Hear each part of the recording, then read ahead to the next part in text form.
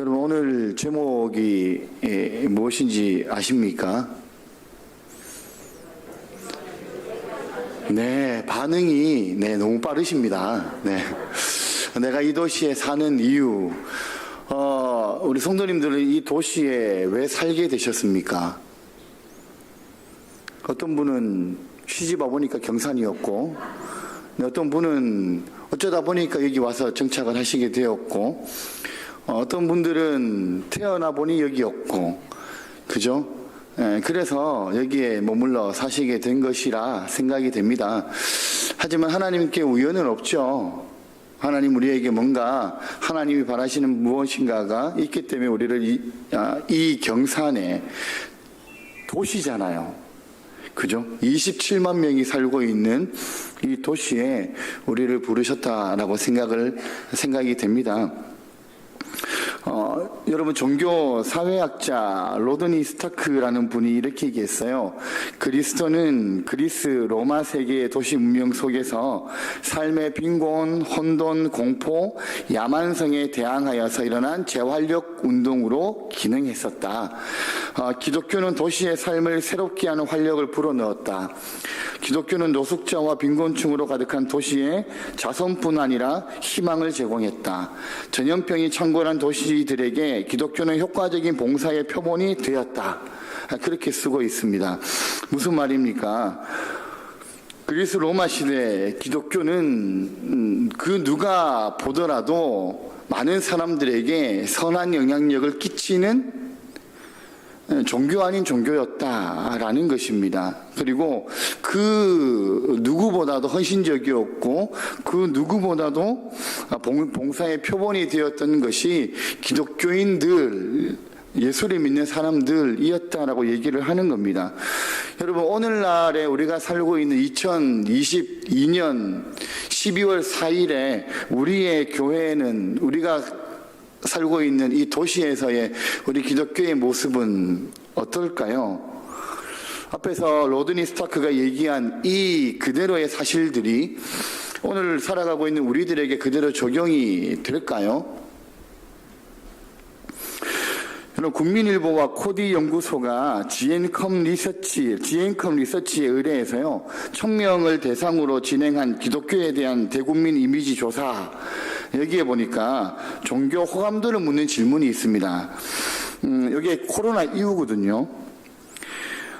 천주교와 불교는 65.4%, 66.3%의 호감을 표시했어요, 사람들이. 그럼 기독교는 몇 프로 정도 호감을 표시했을까요? 25.3%입니다. 약 75%의 사람들이 기독교에는 호감을 가지지 않았다라는 것이죠. 목회 데이터 연구소가 지난 8월 28일에 발표한 넘버즈 61호라는 거기에 통계 자료에 따르면 국민들의 3분의 1가량이 기독교에 대해 부정적인 이미지를 가지고 있는 것으로 나타났다 그럽니다. 국민들은 천주교와 불교에 대해서는 온화하고 절제적인 종교라는 이미지를 가지고 있다라고 응답을 했고요. 반면 기독교인들에 대해서는 어떻게 반응했을까요? 거리를 두고 싶다. 또 이중적이다. 되게 충격적인 것은 사기꾼 같다. 그렇게 대답을 했다 그럽니다. 여러분 지금 기독교에 대한 이미지, 교회에 대한 이미지가 오늘 우리가 살고 있는 12월 4일 우리가 살고 있는 이곳에서의 이미지가 이렇다라는 겁니다. 여러분 우리가 도시에 사는 이유가 뭘까요? 하나님이 왜 우리를 이 도시로 부르셨을까요? 그것을 오늘 말씀을 통해서 우리가 좀 발견해 나가는 시간이 되었으면 좋겠습니다. 여러분 지금부터 약 2600년 한 3000년 가까이 전에 주전 597년도에 예루살렘에서는 그들이 평생 잊을 수 없는 그런 치욕의 순간이 찾아옵니다. 무엇이냐면 그 당시 그 지역의 패권을 장악한 바벨론이 예루살렘을 침공해 온 것입니다. 그들은 당시의 남쪽 유다의 왕이었던 여호야긴 왕의 권력을 무력화시키고 바벨론으로 사로잡아 갔습니다. 여호야긴 왕뿐만 아니라 예루살렘에서 행세를 꽤나 한다라고 얘기하는 많은 사람들, 제사장, 기술자, 군인들, 지식인들, 이런 사람들을 바벨론으로 데리고 갔습니다. 끌고 갔습니다. 포로로 잡아갔다라는 거죠. 이때 우리가 잘 아는 인물도 포로로 잡혀갑니다. 그게 누구일까요? 다니엘이죠. 네, 다니엘과 친구들입니다. 이때 바벨론으로 사로잡혀간 사람들의 숫자가 10,000명이랍니다. 무려 10,000명이나 많은 사람들이 사로잡혀갔다라고 성경은 얘기하고 있고요. 바벨론 사람들은 예루살렘 성전을 폐허로 만들어 버리고는 성전에서 하나님을 예배하는 일을 위하여 사용했던 모든 은과 금으로 장식된 기구들까지도 다 가져가 버립니다. 그리고 그로부터 딱 10년이 지나가지고 주전 587년도에요. 예루살렘이 완전히 멸망을 당합니다.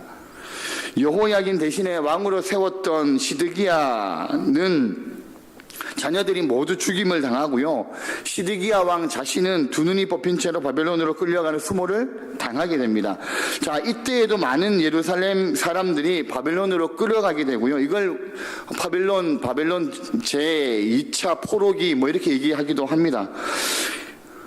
이렇듯 예루살렘 성전이 무너져 내리고 도시 전체가 불타버린 폐허로 변한 이 예루살렘의 멸망은 사실은 이 이스라엘 백성들, 남쪽 유다의 백성들에게는 엄청난 충격으로 올 수밖에 없었습니다. 왜 그러냐면 한번 생각해 보십시오. 비록 이스라엘이 그렇게 강하고 영향력 있는 나라는 아니었어도 그들에게는 그들 나름대로의 자부심이 있고 그들 나름대로 자기들은 하나님이 선택하신 선민이다라는 자부심이 있었습니다. 특별히 그들은 아브라함 이래로 할례받은 하나님의 백성이었고 하나님께서 자기들에게 율법을 주셨다라는 것이 그들에게는 특별한 하나님의 사랑의 대상이다. 우리는 특별히 하나님의 사랑을 받는 백성들이다라는 자부심을 가지게 만들었다라는 거예요. 그런데 이방인들이 아무리 강하고 대단한 힘을 가졌어도 이 할례 없는 백성에게 할례 없는 백성이 우리를 어떻게 할 수 없어라고 치부해버렸던, 그러면서 우리는 하나님의 백성이야, 하나님 우리를 끝까지 지키시고 하나님 우리를 보호하시는 분이시야 라는 그런 자부심을 가지고 있었던 민족이 이스라엘이었고 남쪽 유다였다라는 겁니다. 그런데 한 번도 아니고 두 번에 걸친 바벨론 포로기와 예루살렘 멸망으로 인하여서 사실은 그것이 그들에게는 씻을 수 없는 상처가 되었다라는 겁니다. 여러분, 바벨론으로 끌려간 그들의 심정이 얼마나 엄청나고 참담하고 고통스러웠는지 시편 137편은요 그때 그들의 심정을 잘 대변하는 노래로 만들어졌습니다. 오늘은 자막이 없습니다. 제가 한번 읽어드릴게요. 1절 좀 줄여서 읽어드릴게요. 이렇게 되어 있습니다. 우리가 바벨론의 여러 강변 거기에 앉아서 시온을 기억하며 울었도다. 우리를 사로잡은 자가 거기서 우리에게 노래를 청하며 우리를 황폐케 한 자가 기쁨을 청하고 자기들을 위하여 시온 노래 중 하나를 노래하라 함이로다. 무슨 말이냐면 바벨론의 여러 강변에 포로로 잡혀간 이스라엘 백성들이 예루살렘의 영광을 기억하면서 울었다라는 겁니다. 그리고 그것뿐만 아니라 자기들을 사로잡아간 바벨론 사람들이 이 이스라엘 백성들에게 뭐라고 얘기하냐 하면, 야, 너희 예루살렘 성전에서 부르던 노래 좀 불러봐봐, 우리 즐겁게 해줘 봐봐, 이렇게 얘기했다라는 거예요.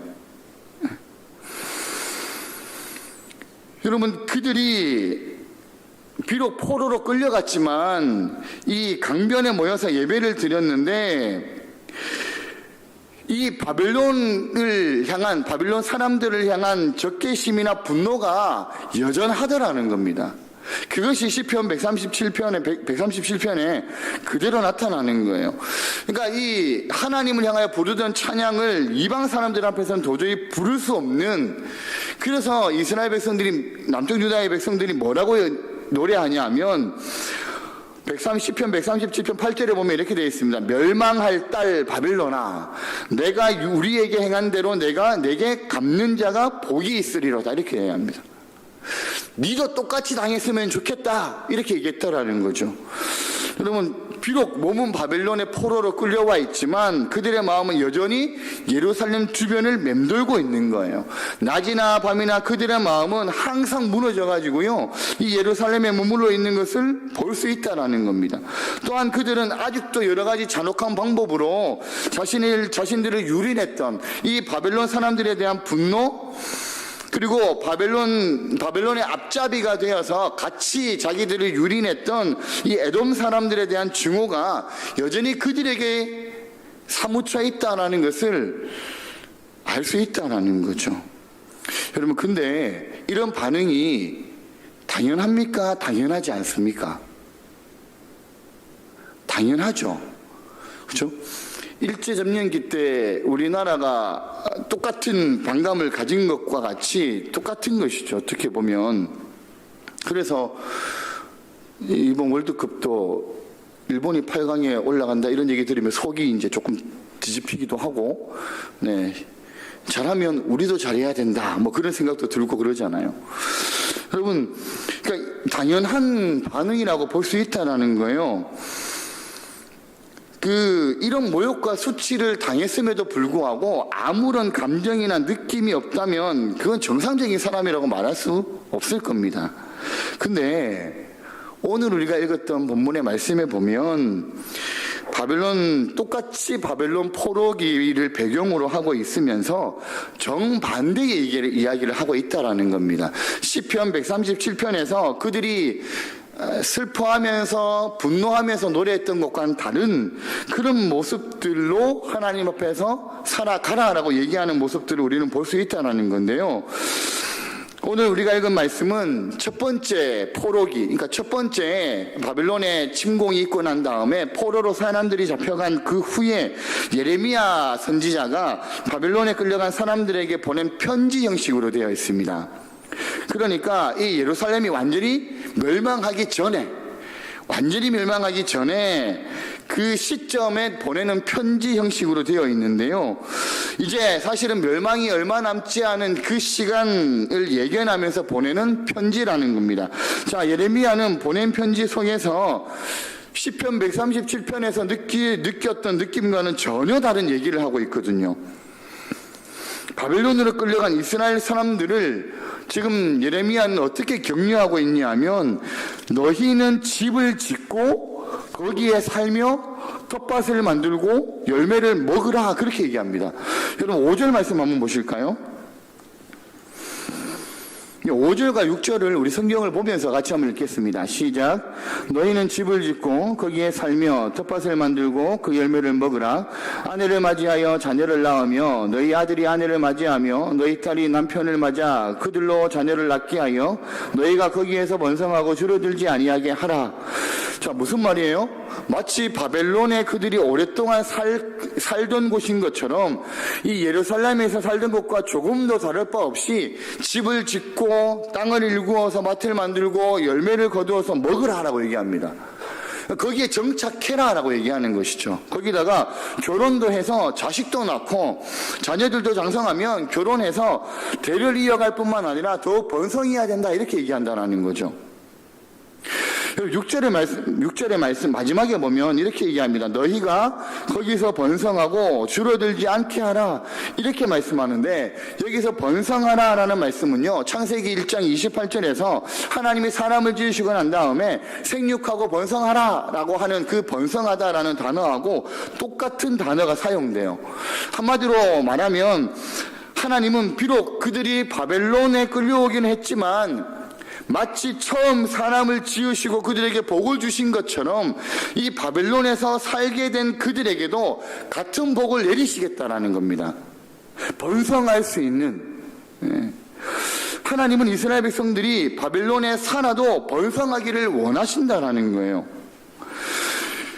여러분, 왜 하나님이 이스라엘 이 남쪽 유다의 백성들을 포로로 잡아가서 분노가 남아있는 이 백성들에게 이 바벨론 땅에 정착하여서 거기서 줄어들지 말아라, 번성하여라, 왜 그렇게 말씀하실까요? 왜냐하면 여기는 이유가 있습니다. 이스라엘 백성들이 바벨론으로 포로로 잡혀가잖아요. 그러면 거기서 점점 숫자가 줄어들면 그들이 가지고 있는 신앙의 정체성이 약해지겠죠. 그래서 하나님은 예레미야를 통하여서 너희가 그 땅에서 번성하라 라고 말씀하시는 거예요. 줄어들지 마라 이렇게 말씀하신다는 겁니다. 무슨 말씀입니까? 너희가 그 땅에서 살아가야 할 날들이 아직 많이 있기 때문에 그 땅에서 너희들은 영적인 정체성을 확실하게 가지고 살아갈 수 있을 만큼 많아져라 라고 얘기하시는 거죠. 그 말씀을 하고 계시는 겁니다. 바벨론에서의 생활은요, 일종의 어떻게 보면 하나님이 이스라엘 백성들에게 내리는 형벌이요 심판이라고 우리가 얘기할 수 있습니다. 그들이 이제 그 하나님의 백성답게 살지는 못했거든요. 그들의 불신앙에 대한 하나님의 심판이 바로 예루살렘의 멸망과 바벨론 포로기라는 비극적인 모습으로 나타났다라는 겁니다. 그런데 오늘 예레미야는요, 바벨론 포로기를 새로운 관점에서 보고 있는 거예요. 그것이 심판이기도 하지만 심판이라기보다는 하나님이 그들에게 더욱 큰 축복을 내리기 위한 섭리와 계획의 한 과정이라는 겁니다. 그래서 그들을 바벨론으로 이주시켜서 거기서 살게 하신다는 것이죠. 어떻게 알 수 있냐면 우리 7절 한번 보실까요? 7절을 보면 이렇게 되어 있습니다. 같이 한번 읽겠습니다. 시작. 너희는 내가 사로잡혀 가게 한 그 성읍의 평안을 구하고 그를 위하여 여호와께 기도하라. 이는 그 성읍이 평안함으로 너희도 평안할 것입니다. 자, 이스라엘이 바벨론에 끌려가서 살게 된 그것은 겉으로 보기에는 바벨론 왕 느부갓네살의 정책 때문인 것처럼 보여지지만 그 과정에서 하나님의 일들을 하셨다라는 겁니다. 왜냐하면 이 이스라엘 백성들은 하나님이 계시면, 하나님이 우리를 도우시면 우리에게 이런 일들이 일어나지 말아야 된다고 생각했는데, 근데 하나님께서 예레미야에게 말하라라고 하고 얘기하신 부분은 달랐다라는 거죠. 하나님의 손길에 이끌려서 그들이 바벨론까지 포로로 잡혀오게 된 것이라는 겁니다. 왜냐하면 바벨론에 끌려와서 사는 동안에 그들이 생육하고 번성하게 되기를 바라신 이유가 그들에게 평안을, 그러니까 하나님이 그 소박한 목표가 있는데 그들에게 평안을 빌며 그들의 평안을 위해서 기도하라라고 말씀하시는데, 그것이 바벨론 성읍이 평안할 때 그곳에 사는 이스라엘 백성들도 평안하기 때문인 것이죠. 여러분, 바벨론이 전쟁을 치르면 거기에 사는 이스라엘 백성들도 똑같이 어려움과 곤란을 당하게 되는 것이죠. 근데 하나님은 바벨론의 포로로 잡혀간 이스라엘 백성들에게 너희가 사는 그 땅의 평안을 위해서 기도하라라고 말씀합니다. 왜냐하면 그래야 너희들도 그 땅에서 평안롭게 지낼 수 있기 때문이다라고 말씀을 하셨다라는 거죠. 여러분, 하나님은 그런 일을 위해서 그들을 바벨론으로 보내셨다라는 겁니다. 여러분, 그러면 하나님이 우리를 이 도시에 살게 하신 이유가 있습니다. 무엇이겠습니까? 이 도시의 평안을 기도하게 하시는 거죠.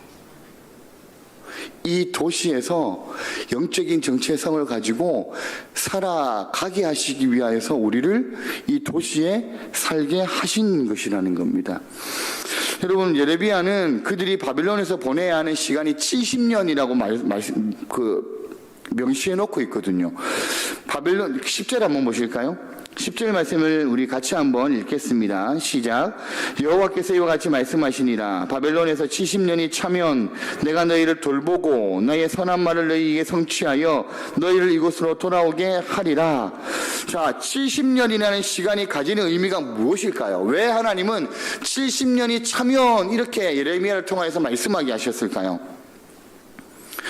이 말을 듣는 이스라엘 백성들의 마음이 어떨까요? 아, 그래. 70년이래. 그러면 당장 우리가 나갈 수가 없구나. 당장 우리가 해방이 되지 않는구나. 30년을 만약에 한 세대로 묶은다면 최소한 2세대 정도는 혹은 더 많이 거기서 살아야 된다는 것이죠. 그들이 평생을 낯선 땅 바벨론에서 살아야만 하는 실정에 직면해 있다라는 것을 하나님이 이 말씀을 통하여서 밝혀주셨다라는 겁니다. 왜 그렇게 말씀하셨냐 하면 8절 말씀에 보면 이렇게 돼 있죠. 만군의 여호와 이스라엘의 하나님께서 이와 같이 말하노라. 너희 중에 있는 선지자들에게와 점장이에게 미혹되지 말며 이렇게 얘기하죠. 거기에 함께 잡혀간 거짓 선지자들이 뭐라고 얘기하냐면 걱정하지 마. 하나님이 우리를 금방 다시 예루살렘으로 보내실 거야. 그렇게 얘기했거든요. 근데 예레미야의 편지를 통하여서 그게 아니다라는 것을 하나님이 그들에게 깨닫게 하시는 겁니다.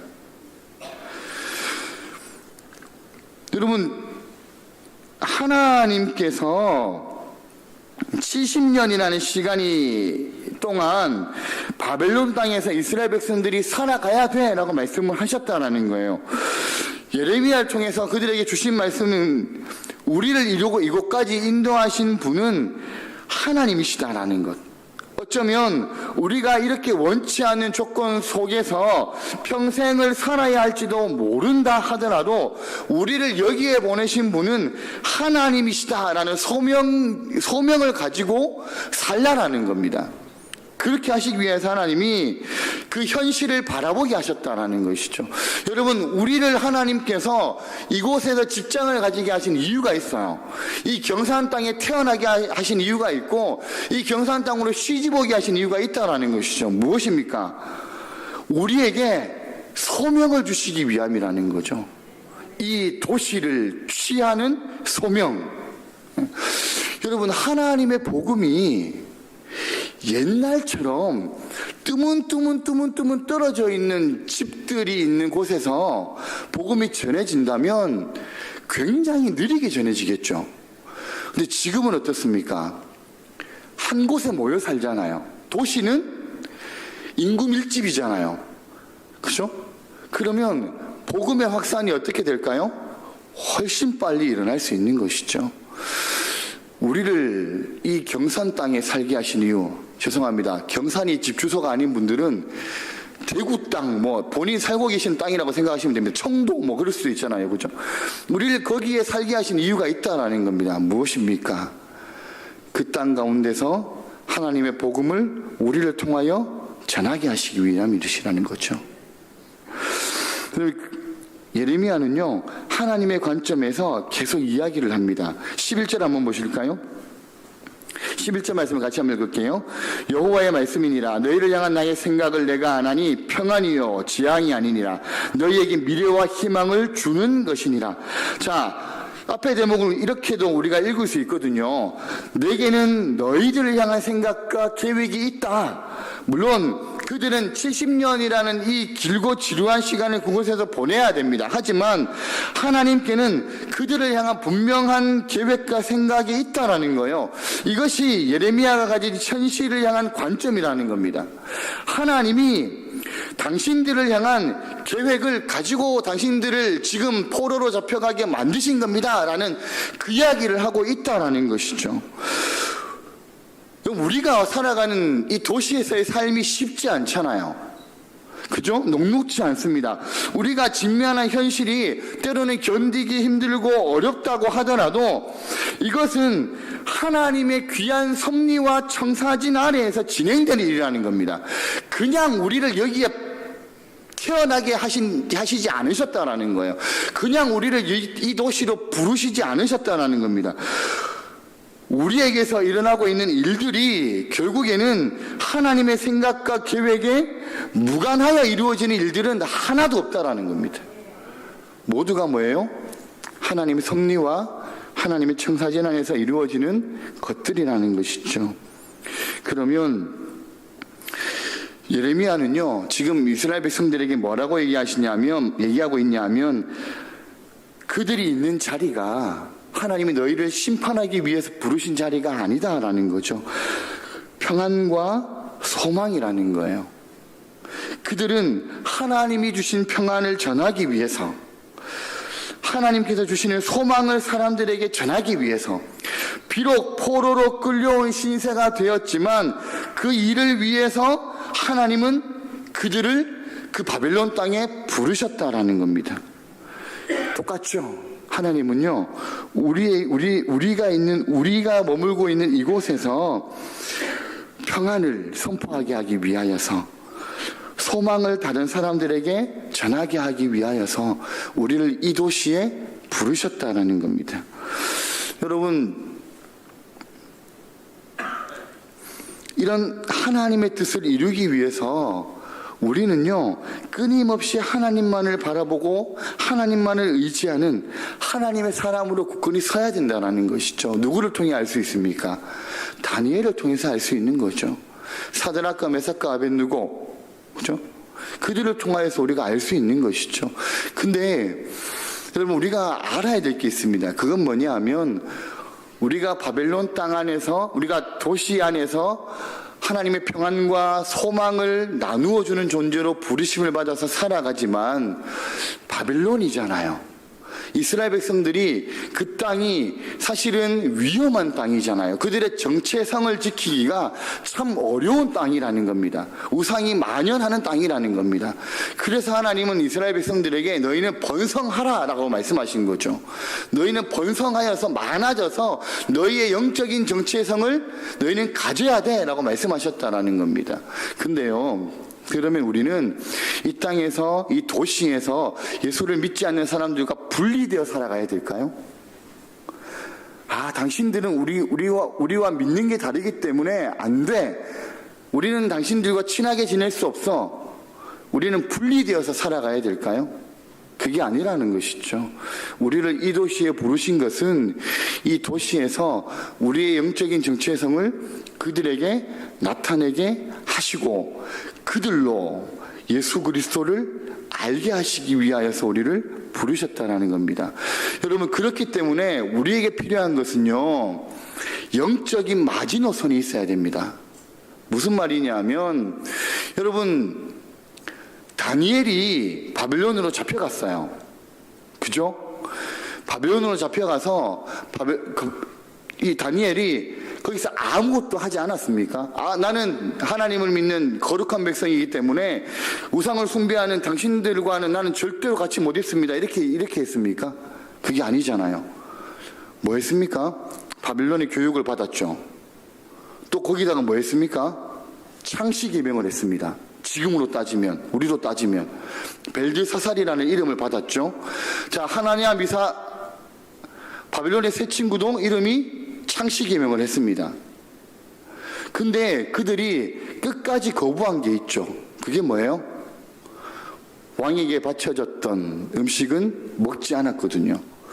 여러분, 우리가 이 땅에서 믿음의 삶을 살아가죠. 근데 우리가 이 땅에 사는 사람들과 분리되어서 살아갈 수 없습니다. 같이 이 땅 안에서 연합하여서 살아가는 것이죠. 하지만 영적인 마지노선은 지키면서 살아가야 된다는 겁니다. 그건 타협이 아니고 영적인 마지노선을 지키면서 살아가는 것이 우리의 영적인 정체성을 지키면서 살아가는 것이라는 거죠. 다니엘이 하루에 3번 하나님께 기도하는 것을 멈추지 않았듯이 다니엘이 영적인 자부심을 가지고 하나님의 백성으로 끝없이 그들 가운데서 영향력을 끼치면서 살았듯이 우리도 이 땅에서 그렇게 살아가야 된다는 것입니다. 그러기 위하여서 우리를 이 도시에 태어나게 하시고 우리를 이 도시에 부르셨다라는 거예요. 우리가 분리되어서 살아가게 만드시는 게 아니라 우리가 이 땅 안에서 평안과 소망을 그들에게 주게 하시기 위하여서 우리를 부르셨다라는 겁니다. 여러분, 적어도 우리가 하나님을 믿는 사람들이라면 우리의 주어진 현실을 우리는 바라보면서 세상의 사람들과는 안목이 달라져야 된다는 것이죠. 많은 사람들이 자기에게 주어진 현실을 어쩔 수 없이 피하고 싶지만 피할 수 없어서 그냥 뚜렷한 목적이나 소망도 없이 살아가고 있다 하더라도 하나님을 믿는 우리는 하나님께서 일을 행하신다, 하나님께서 일을 이루어 가신다는 생각과 소망으로 우리는 이 땅에서 살아가야 된다는 겁니다. 여러분, 우리가 지금 거하고 있는 이 도시 안에서 때로는 우리에게 보이지 않는 그런 어두운 부분들이 나타난다 할지라도 우리를 이 도시에 부르시고 우리를 이곳에서 생활하게 하신 하나님의 분명한 목적과 소원이 우리에게 있다라는 것을 기억하시기 바랍니다. 그것은 사람들에게 평화를 전하고 소망을 주는 일이라는 겁니다. 우리를 통하여서 우리 주변에 있는 자들에게 예수 그리스도를 전하게 만드는, 그것을 위하여서 우리를 이 도시로 부르셨다는 겁니다. 여러분, 도시 안에서 살면서 도시의 사람들과 그러니까 분리되는 게 아니라 구별된 영적 정체성을 가지고 우리는 도시를 섬겨야 됩니다. 도시를 우리는 괴물로 봐서는 안 되고요, 필요를 가진 사람들의 공동체로 봐야 된다는 것이죠. 그래서 교회가, 그래서 그리스도인들이, 그래서 예수를 믿는 내가 무엇을 해야 됩니까? 연약한 자들을 돌봐야 되고, 또 도움이 필요한 자들을 도와줘야 되고, 그들에게 복음의 말씀을 전하는 사명을 우리는 가지고 살아가야 된다는 것이죠. 그러면서요, 우리가 놓치지 말아야 될 거 한 가지 있습니다. 그것이 뭐냐면 예수님이 우리의 삶의 모든 영역의 주인이시라는 겁니다. 우리가 어떤 삶을 살아가든, 우리가 이 도시에서 내가 어떤 직업을 가지고 어떤 모습으로 내가 살아가든 예수님이 나의 삶의 모든 영역의 주인이 되셔야 된다는 거죠. 그것으로 우리는 선을 행해야 되고, 그것으로 우리는 연약한 자들을 돌보아야 되고, 그것으로 우리는 분열되는 게 아니라 연합하고 하나 되어야 된다는 겁니다. 오늘 하나님께서 우리에게 이 도시에 사는 사명을 주셨습니다. 평안을 구하고 소망을 가지게 만들며 예수 그리스도의 복음을 전하는, 그리고 예수님의 정체성을 가지고 이 땅을 섬겨나가는 그런 믿음의 삶을 하나님 앞에서 살아가기로 다짐하시는 우리 모든 성도님들의 삶이 되시기를 예수님의 이름으로 축복합니다.